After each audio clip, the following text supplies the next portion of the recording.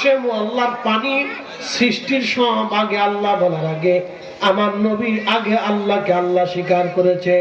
জিনেরা আল্লাহ বলার আগে আমার নবী সবার আগে আল্লাহকে আল্লাহ স্বীকার করেছে।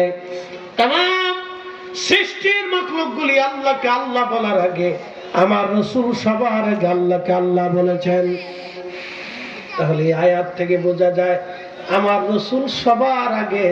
এই জন্য আল্লাহ বলে দিলেন আদম হুয়াল আউয়াল, আমার নবী প্রথম, আমার নবীর আগে কেউ না। একবার জোরে বলা যাবে কি মারহাবা। ওয়া হুয়া ওয়ালা খা, তিনি শেষ নবী, এই নবীর পরে আর কোন নবী হবে না।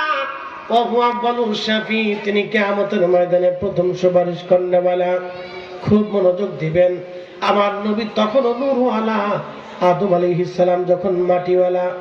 এরপরে আদম সফিউল্লাহ পবিত্র জেসেমে পবিত্র সুলবে আমার আল্লাহ রাব্বুল আলামিন নূরে মুহাম্মাদি দিয়ে দিলেন।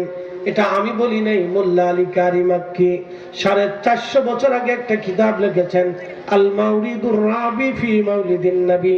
এই কিতাবের মধ্যে তিনি লিখেছেন আদম সফিউল্লাহ পবিত্র সুলবে নূরে মুহাম্মাদি আল্লাহ দিয়ে দিলেন। একবার জোরে বলা যাবে কি আল্লাহু আকবার। পৃথিবীর প্রায় 27টা কিতাবে আসছে আমার নবীজি তাবুকের যুদ্ধের ময়দানে আল্লাহর নবীর জীবনের শেষ জিহাদ, এরপরে আর কোন জিহাদে নবী অংশগ্রহণ করেন নাই।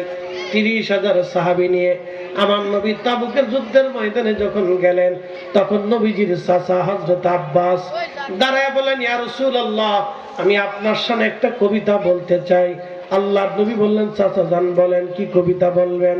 আমার নবীর শানে একটা নাতে রাসূল লিখবেন, যেমন কাজী নজরুল লিখেছেন, আমি যদি আরব হতাম মদিনারি পথ, সেই পথ দিয়ে হেঁটে যাইতেন নূর নবী হযরত, নূর নবী হযরত। ঠিক কি না? আল্লাহর নবীর চাচা বলতেছিলেন, আমার ভাতিজা, আমার নবী, আল্লাহ রাব্বুল আলামিন আপনাকে এই পৃথিবীতে আদম আলাইহিস সালাম যখন জান্নাতে, আপনি নবী আদমের সঙ্গে জান্নাতে ছিলেন।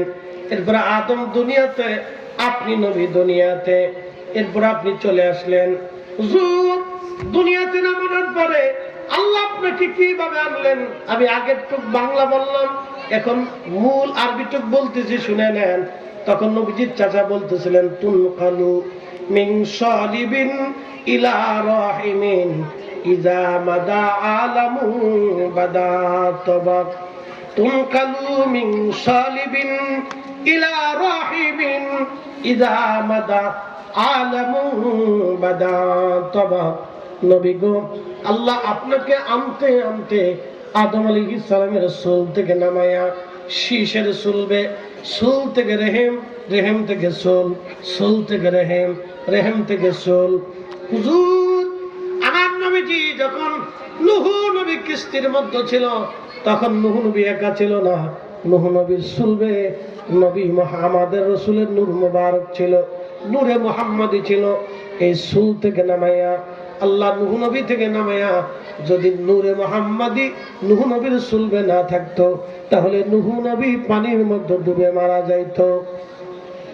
আমার নবীকে নামায় নিয়ে আসলেন, নামায়া পর্যায়ক্রমে হযরত ইব্রাহিম খলিলুল্লাহর চুলবে আল্লাহ আনলেন।